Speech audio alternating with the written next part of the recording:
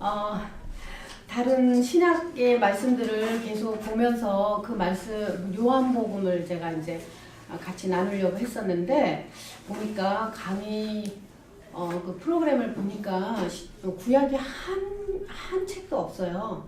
내용이. 그래서 사사기를 해야 되겠다 생각을 했고요. 또 사사기는 사실 이게 하나님 나라의 백성으로 살아가는 우리들에게 어떤 그 모형을 하나의 모형을 제시해주는 그런 말씀이에요. 그래서 굉장히 시사하는 점이 많고요. 우리가 이것을 통해서 배울 것 또한 많습니다. 네, 이스라엘 역사이기 때문에 굉장히 내용이 좀 방대하고 어려운 내용도 많이 있어요. 그래서 함께 좀 열심히 쫓아갈 수 있기를 바라고요. 21장까지 되어 있는데 우리가 12번에 나눠서 이 말씀을 깊이 연구해야 되기 때문에 좀 빠르게 진행하겠습니다. 사사기 이제 개요를 먼저 들어가겠는데요. 제가 나눠드린 자료에 보면 성경도 있고 또 사사기 전체 개요가 강의 개요가 있습니다. 그 뒤에는 부록으로 여러 가지 연대 도표들이 나와 있는데요. 이것은 수시로 보면서 이 말씀을 이해하는 데 도움이 되리라 생각을 해서 뒤에 첨부로 많이 넣어놨습니다. 오늘은 시간이 많이 되었기 때문에 저희 사사기 개요 본 강의 내용부터 들어가려고 합니다.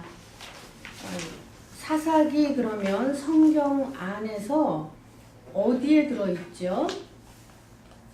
사사기는 창세기, 출애굽기, 민수기, 레위기, 신명기, 그리고 나서 여호수아서가 나오고요. 그 다음에 나오는 게 사사기예요. 그래서 역사서이면서 또 이제 룻기 같은 경우도 그 뒤에 바로 나오는데요. 사사기는 이 역사서 중에 하나다. 그렇게 이제 보시면 될 것 같고요. 그 전에 창세기는 보면 족장의 이야기들이 나오고 또 출애굽기나 민수기는 이제 노예 시대를 잘 보여주는 것이고요.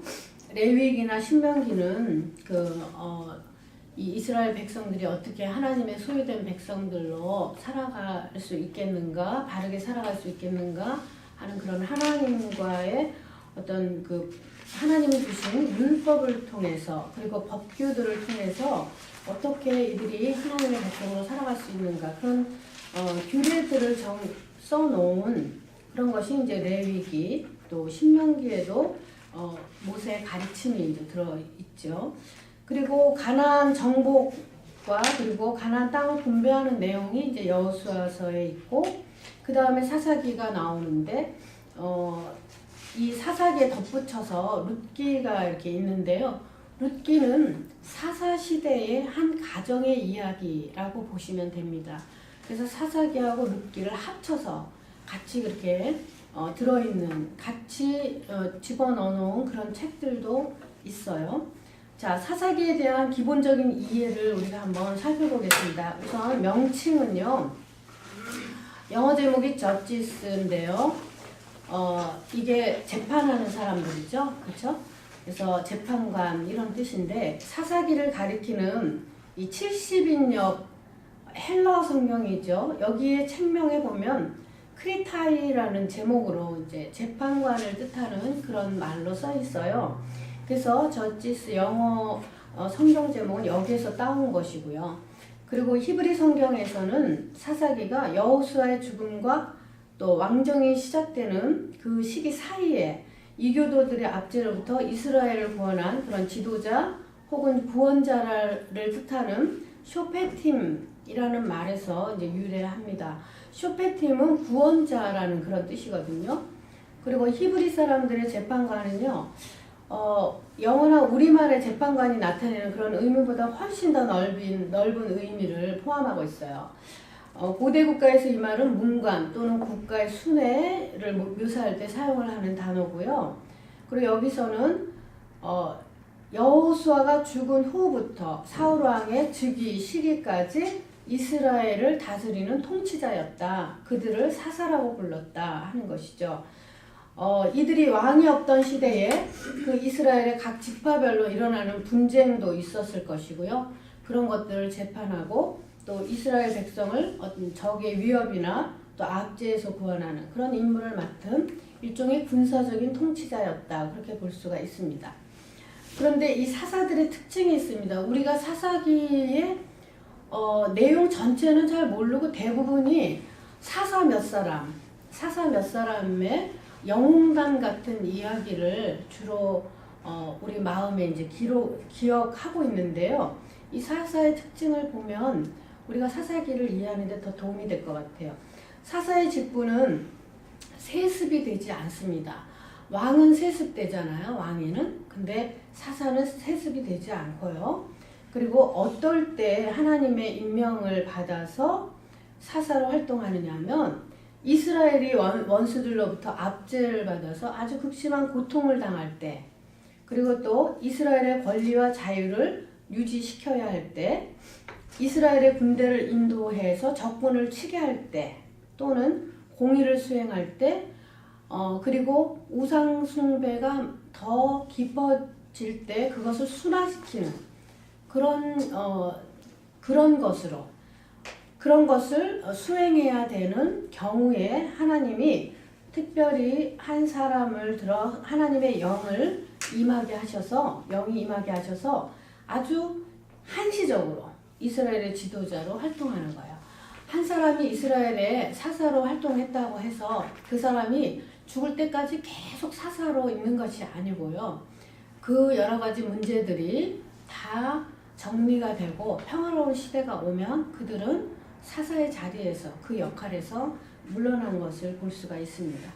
그리고 사사는 12지파 중에서 8지파에서만 이제 사사가 지금 나왔고요. 그리고 12명 사사의 활동이 기록되어 있는데 이 중에 대사사가 6명, 그리고 소사사가 6명 이렇게 반반씩 나와 있는데 그 이유는 제가 나중에 말씀을 보면서 설명을 해드릴게요. 그리고 르우벤과 시므온, 갓, 에셀 지파에서는 사사가 나오지 않았습니다. 이 네 지파에서는. 그리고 이들에 대해서는 특별히 기억할 만한 사건들에 대한 기록이 없습니다. 사사기 속에. 그리고 사사들은 같은 장소에서 활동한 것이 아니에요. 그래서 자기 지파가 분배받은 그 땅 안에서 활동을 했던 사람들이기 때문에 이 사람들이 마치 이스라엘 전체를 그 시대의 지도자로 그렇게 공무를 수행했던 것처럼 생각하면 안 된다는 것이죠. 예. 그리고 어떤 사사는 같은 동시대에 서로 다른 장소에서 같이 활동했던 사람도 있습니다. 예를 들면 삼갈하고 에웃은 같은 시대에 같이 활동했어요. 그렇지만 다른 지역에서 활동을 했습니다. 그래서 그런 것들이 이제 중복되는 연수 계산에 중복되는 부분으로 우리가 볼 수가 있죠. 그래서 동시다발적이고 제한된 지역에서 활동을 했다. 그래서 어떤 분은 그렇게 표현을 합니다. 사사들은 마치 우리 8개 도가 있다 그러면 그 도에 도지사가 있지 않습니까? 그 정도의 사람들이었을 것이다. 이렇게 보는 견해도 있어요. 예. 그리고 이제 세 번째로 저자와 기록 연대를 보면은요. 이 사사기는 저자에 대해서 여러 가지 설이 있는데 정확하지 않습니다. 우리가 신약 성경은요. 저자가 분명하게 나오죠. 그런데 구약 성경은 저자가 분명하지 않은 게 대부분이에요. 그래서 추측하는 겁니다. 어떤 전해오는 전승을 통해서도 추측해 볼 수 있고 여러 가지 말씀의 정황을 통해서도 추측을 해볼 수가 있는데요. 이 사사기는 유대교의 탈무드 전승에 의하면 사무엘은 자기의 이름을 지닌 책과 사사기와 룻기를 썼다 이렇게 기록이 되어 있거든요. 그래서 그것을 보고 우리는 사무엘이 이 사사기를 썼을 것이다 이렇게 추측하는 것이죠. 그리고 이제 이 사사기 말씀의 중간에 보면은 그때는 왕이 없었다라는 말로 많이 표현이 되어 있어요. 그렇다고 한다면 이 사사기를 썼던 그 사람은 이미 왕정체제에 들어와 있는 사람이거나 왕정체제를 알고 있는 사람이었을 것이다. 이렇게 보는 것이죠. 이런 것들을 사실로 미루어 보아서 이미 왕정시대에서 선지자로 활동했던 사무엘이 저자로서 아주 유력하다. 그렇게 보는 것입니다. 그리고 이 본서의 내용이나 문체나 구성을 보면은요, 한 사람이 기록한 것을 알 수가 있어요. 그리고 그 기록이 매우 오래된 것으로 보이는 것이죠. 그래서 대부분의 학자들은요, 사사기의 기록 연대를요, 사울이나 다윗이 이스라엘의 왕으로 있었던 때였을 것이다. 이렇게 추정을 하고요. 그래서 기록 연대는 아마도 1050년에서 1000년 그 사이일 것이다. 이렇게 추정해 볼 수 있다는 것이죠.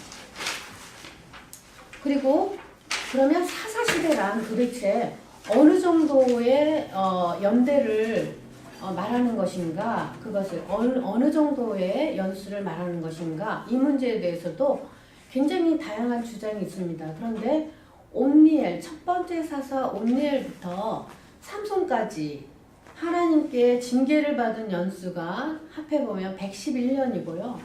평안을 누렸던 연수는 296년이어서 이거를 합치면 407년이 됩니다. 그래서 이렇게 보는 사람들이 많이 있었어요, 그동안에. 그런데 제가 아까 말씀드린 것처럼 같은 시대에 동시다발적으로 활동했던, 다른 지역에서 활동했던 그런 사사들도 있었던 것으로 보아서 우리가 다른 자료를 찾아서 이렇게 쭉 보면은요, 우리가 그 계산법을 다 알 필요는 없습니다. 그런데 열왕기 6장에 있는 그 기록을 통해서 보면 온니엘부터 엘리 제사장까지가 326년이다. 이렇게 추정을 하고 있습니다. 따라서 주로 사사시대는 대략 한 BC 1376년부터 1050년까지가 아니겠는가. 그러면 326년이 나오죠. 그래서 이렇게 요즘은 이제 주로 326년이 사사시대 연대다. 이렇게 보고 있습니다. 300년이 넘는 긴 역사를 이렇게 21장에 다 집어넣어 놓았기 때문에, 기록해 놓았기 때문에 어떤 그 안에서 그 짧은 압축되어 있는 역사를 통해서 이 기록한 사람은 어떤 메시지를 전해주기를 원하겠죠. 그 안에 들어있는 중심 사상이 뭐겠는가 하는 것이에요. 그래서 사사기 특징의 첫 번째 중심 사상을 보면요, 사사시대는 하나님에 대한 배교와 불신앙 그리고 패배의 사건들이 하향선을 그리는, 점점 악화되는 그런 반복되는 역사를 보여주고 있습니다. 여기에 사이클이 있죠. 계속 똑같이 반복되는 사이클이 있는데, 이스라엘 민족의 불신앙, 그리고 이방 민족의 압제, 그것으로 인해서 이방 민족이 압제하고요, 하나님께 부르짖습니다. 그러면 하나님이 사사를 세우시고 그 다음에 그 사사들을 통해서 이스라엘 백성들이 압제로부터 구원받는, 이 반복되는 실패의 어떤 악순환, 이것이 계속 사이클, 같은 사이클로 돌아가고 있는 것이 이 사사기의 특징이고요. 하나님께서는 시내산에서 받은 언약에 대해서 이 이스라엘 백성이 순종할 때에, 그때에는 그들에게 승리케 하신다는 그런 약속을 하셨죠. 그리고 오늘 우리 말씀 통해서 본 것처럼 출애굽기 19장 말씀 오늘 본문으로 보았죠. 설교 시간에 거기 보면 하나님의 말씀을 잘 청종하고 우리가 순종하면 하나님의 소유된 백성이 되고 거룩한 나라가 되고 제사장이 된다. 그런 말씀이 나오잖아요. 네.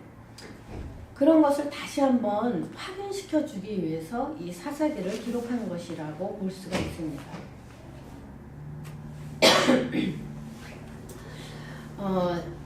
그래서 하나님께서 그렇게 여러 번 출애굽서부터 계속해서 그 말씀을 하셨음에도 불구하고 이 이스라엘 민족은 하나님 앞에서 가진 악을 행했습니다.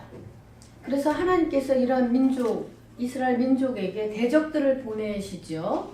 대적들을 보내셔서 이스라엘 민족이 대적들로부터 고통을 당하면서 그들이 하나님께 무엇을 잘못했는지를 돌아보게 하시는데, 많은 이스라엘 백성들이 그것보다는 자신들의 어떤 고통스러운 상황에 대해서 구해달라고 하나님께 부르짖죠.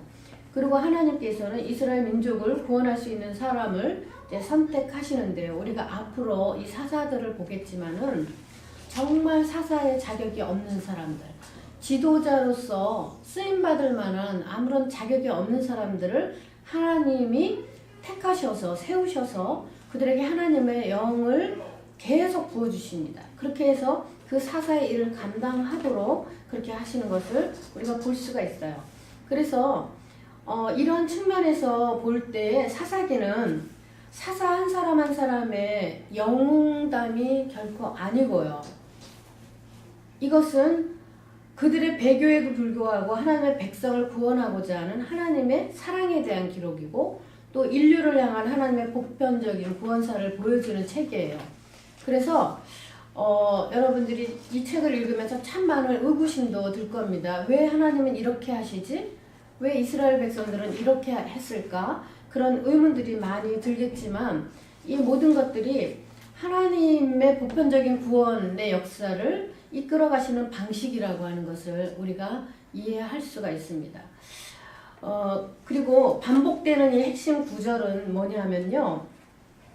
사사시대에 왜 이스라엘 백성들이 그렇게 실패했느냐, 그렇게 실패를 반복했느냐, 그것에 대한 이유와 결론으로 뭐라고 말을 하냐면, 그때는 이스라엘 왕이 없었으므로 사람마다 자기 소견에 옳은 대로 행하였다. 그런 말씀이 계속 반복됩니다.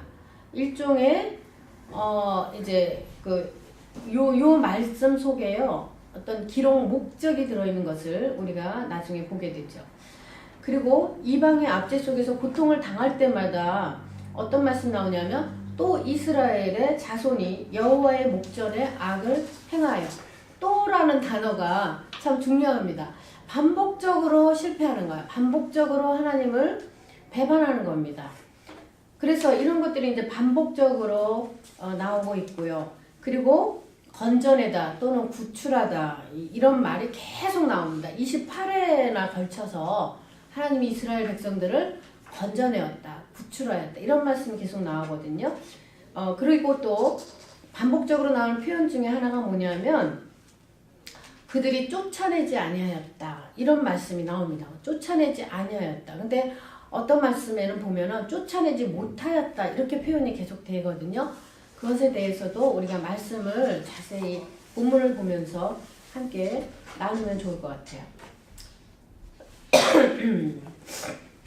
자, 기록 내용을 보면요, 사사기의 내용은 크게 이제 세 부분으로 나누어집니다. 첫 번째로는 이스라엘 민족의 가나안 정착에 대한 배경을 설명하고 있어요. 사사시대 배경을 아주 간략하게 1장 1절부터 2장 5절까지 이제 소개를 합니다. 그리고 두 번째로는 각 지파별로 나오게 된 그 사사들의 활동 사항을 자세하게 이렇게 기록을 하고 있는데요. 그건 2장 6절부터 16장까지 나오고요. 그 다음에 세 번째로는 사사시대에 있어서 두 가지 사건, 아주 맨 마지막에 굉장히 좋지 않은 두 가지 사건이 있는데, 그것이 우상숭배 사건, 그리고 베냐민 비류들의 만행 사건이 17장부터 21장까지 나와 있어요. 이것을 결론 부분으로 해서 이렇게 세 부분으로 나누어져 있습니다. 기록 내용이. 자, 사사기의 구성을 보면은 사사기는 일종의 어떤 문학적인 그런 구조를 가지고 있어요. 왜냐하면 구약 성경을 쓸 때는, 구약 성경을 이렇게 읽을 때는 우리가 첫 부분하고 맨 마지막 부분을 잘 주의해서 볼 필요가 있습니다. 왜냐하면 반드시 그 기록한 사람이 자신의 기록의 목적, 중심 사상 이런 것들을 앞부분에 이제 주로 많이 보여주고 있고요. 기록하고 있고요. 그리고 그것을 한 쌍으로 해서 맨 마지막 결론에 그 내용이 다시 비슷하게 반복되는 그런 구조로 많이 되어 있습니다.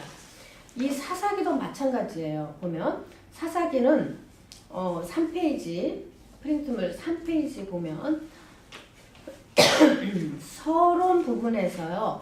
어떤 그 사사기 전체를 하나의 프레임으로 이렇게 본다면 서론 부분엔 여호수아의 죽음에 대해서 이렇게 반복적으로 얘기가 나옵니다. 여호수아가 죽은 후에 이렇게 나오죠. 그리고 나서 1장 1절과 2절에 뭐가 나오냐면 가나안과 전쟁을 하기 위해서 가나안 정복 전쟁을 시작하면서 하나님께 질문하죠. 누가 올라가야 하겠습니까? 이렇게 질문하죠. 하나님이 유다가 올라가라 이렇게 말씀하시는 그 장면이 나옵니다. 하나님과 이스라엘이 대화를